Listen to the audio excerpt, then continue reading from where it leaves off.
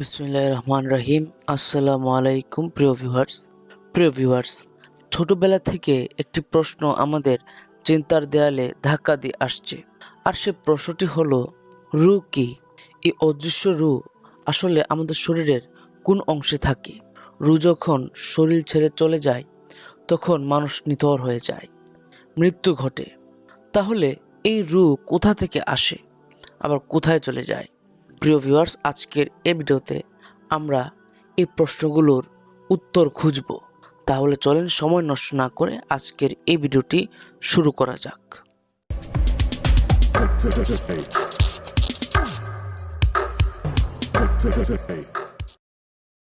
বর্তমানে পৃথিবীর বিভিন্ন ধর্মে রুহানি জ্ঞান শেখানো হচ্ছে, রুহের কাছে পৌঁছানোর চেষ্টা করা হচ্ছে। বিজ্ঞানীদের একটি দলও নানা পরীক্ষার মাধ্যমে সেই বিশেষ জিনিসটিকে খুঁজে বের করতে চাচ্ছে, কারণ শরীরে প্রাণ আছে এবং শ্বাস প্রশ্বাস চলছে। পবিত্র কোরআনে বিভিন্ন স্থানে রুহের উল্লেখ আছে। সূরা বনী ইসরাঈলে আল্লাহ তাআলা বলেন, তারা তোমাকে রূহ সম্পর্কে জিজ্ঞেস করলে বলো, রূহ আমার রবের আদেশ থেকে, আর তোমাদেরকে অল্প জ্ঞানী দেওয়া হয়েছে।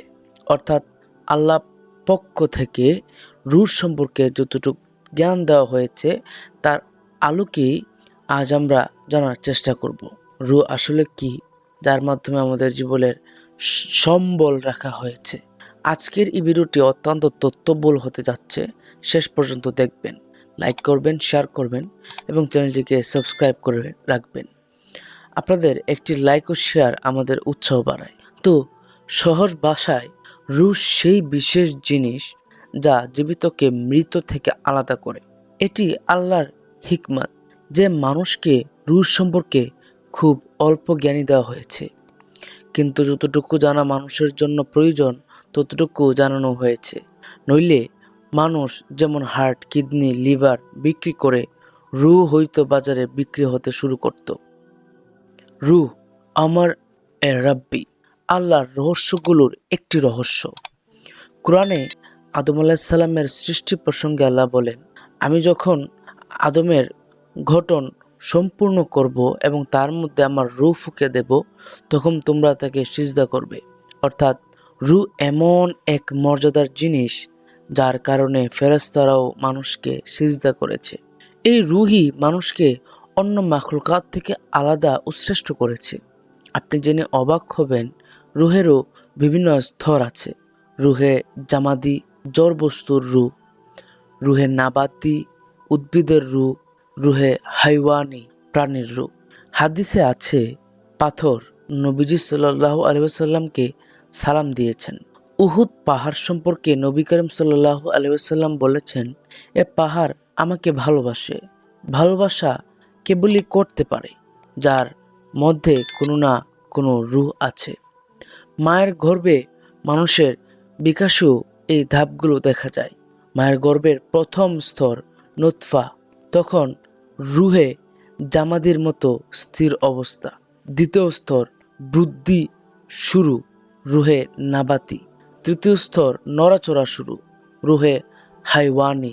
জন্মের পর যখন শিশু প্রথম নিঃশ্বাস নেয় তখন রূহে ইনসানি প্রবেশ করে।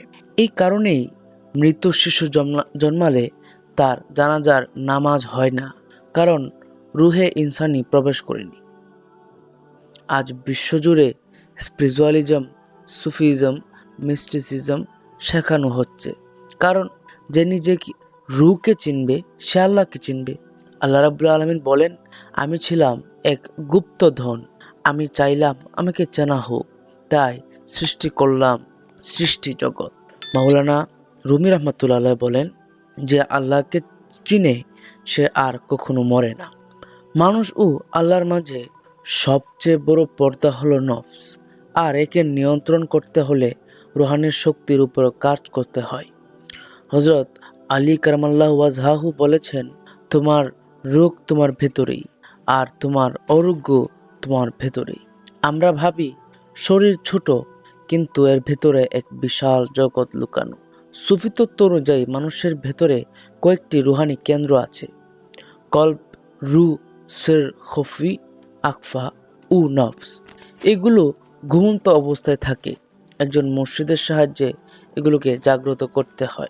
তখন মানুষ আল্লাহর নিদর্শন দেখতে শুরু করে। কোরআনে আল্লাহ রাব্বুল আলামিন বলেছেন, আমি তাদেরকে আমার নিদর্শন দেখাবো দিগন্তে এবং আমি তাদের নিজেদের মধ্যে। এই শরীর রূহের পোশাক। রূপ পোশাক বদলালে শরীর নিথর হয়ে যায়। তাই মানুষের আসল সত্তা তার রূপ। যে ব্যক্তি নিজের রুহানি শক্তি চিনল না, সে আল্লাহর নৈকট্য অর্জন করল না, তার দুনিয়ায় আসা উদ্দেশ্যহীন হয়ে গেল। প্রিয় ভিউয়ার্স, আল্লাহ যেন আমাদের সবাইকে নিজের মারিফাত লাভের তৌফিক দান করেন। আপনারা সবাই ভালো থাকবেন, সুস্থ থাকবেন। আল্লাহর রহমত আপনাদের ঘরে নাজিল হোক। তো শেষ করলাম আজকের এই ভিডিও এখানেই। আল্লাহ হাফেজ।